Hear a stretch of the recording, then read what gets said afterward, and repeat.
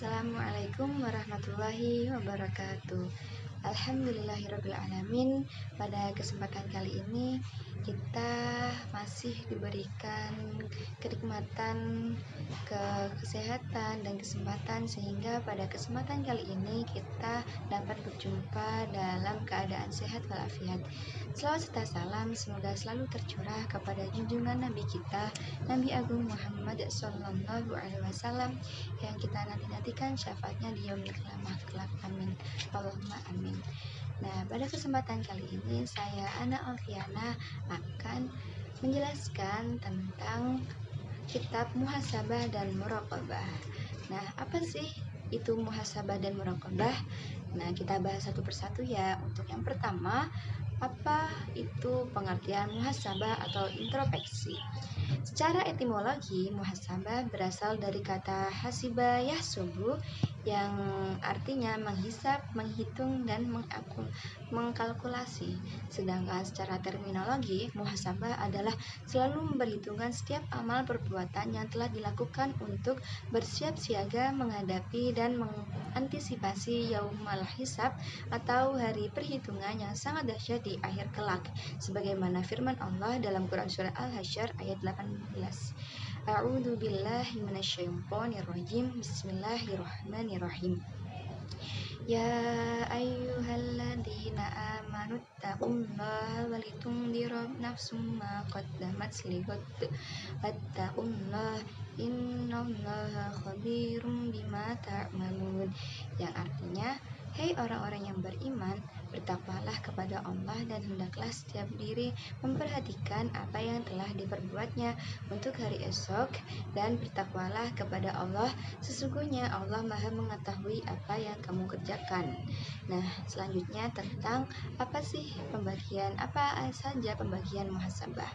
Muhasabah dibagi menjadi dua, yaitu muhasabah sebelum beramal dan muhasabah setelah beramal. Untuk muhasabah sebelum beramal, maksudnya adalah hendaknya seseorang menahan diri dari keinginan dan tekadnya untuk beramal, tidak terburu-buru berbuat hingga jelas baginya bahwa jika ia mengamalkannya akan lebih baik daripada meninggalkannya. Nah, untuk muhasabah setelah beramal terbagi dalam 3 macam. Yang pertama, muhasabah pada amal ketaatan, muhasabah jiwa, dan yang ketiga, muhasabah jiwa dalam perkara yang selanjutnya adalah implementasi muhasabah tahap penyempurnaan jiwa. Umar bin Khattab radhiyallahu an menyatakan, koreksi dirimu sebelum dikoreksi pihak lain, timbang amalmu sebelum ditimbang di hari yang hasyar. Sesungguhnya perhitungan kelak akan menjadi ringan apabila engkau mengevaluasinya hari ini. Hikmah kalimat di atas menurut ulama bermakna agar setiap muslim mengevaluasi amal ibadahnya sebelum datang hari perhitungan. Dalam konteks bisnis, bisa dimaknai agar segala macam koreksi sebaiknya dilakukan secara berkala sebelum datang kritik atau kecurahan dari siapapun. Nah, khususnya customer, keluhan meskipun bisa dikoreksi tetaplah suatu aib yang sebisa mungkin dihindari prevalasinya. Jika penanganan terlambat atau tidak tuntas, bisa sangat mengecewakan. Malahan, setelah diperbaiki sekalipun, kejadian buruk sering tidak mudah dilupakan. Nah, selanjutnya pembahasan yang kedua tentang muraqabah. Apa sih itu muraqabah? Muraqabah secara etimologi berasal dari kata raqabah yang artinya memperhatikan, mengintip, dan menjaga. Sedangkan secara terminologi, muraqabah adalah merasa selalu diawasi oleh Allah Subhanahu wa taala, sehingga dengan kesadaran ini mendorong manusia senantiasa rajin melaksanakan perintah dan menjauhi larangannya, sebagaimana firman Allah Subhanahu wa taala Quran surat An-Nisa ayat 1. Innallaha kana alaikum raqiba, yang artinya sesungguhnya Allah selalu menjaga dan mengawasi kamu. Nah, apa saja pembagian muraqabah? Orang-orang yang meyakini ini dinamakan muraqabun dan muraqabun dibagi menjadi 2 bagian. Yang pertama aswidakin. Aswidakin merupakan muraqabah penghormatan dan permulaan, bahwa muraqabah terbatas pada hati. Maka tidak akan berpaling selain Allah Subhanahu wa taala.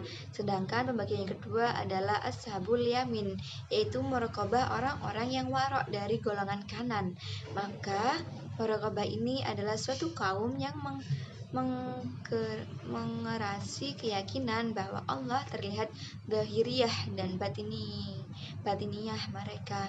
Jadi mereka bermuraqabah atas segalanya, termasuk gerak-geriknya, diamnya, kurisan dalam hatinya, dan seterusnya. Intinya semua usaha pilihannya.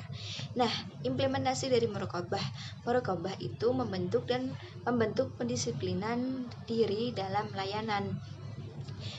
Terdapat quotes atau hadis riwayat Bukhari mengatakan, bila seorang hamba telah kehilangan rasa malunya, maka akan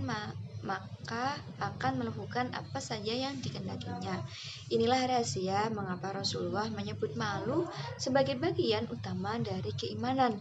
Dengan malulah seseorang mukmin mustahil sanggup berbohong, curang, melebih-lebihkan ucapan, ingkar janji, dan sebagainya. Dengan malu, seorang hamba jadi hidup ruhnya.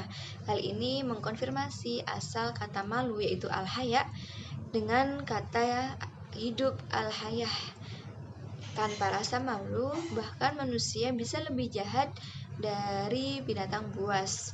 Nah, dalam doktrin Islam, sholat hamba seperti ini secara substantif bisa dikatakan telah mengalami defek karena ibadah tersebut hanya teraktualisasi secara simbolik dan tidak berbekas terhadap akhlaknya.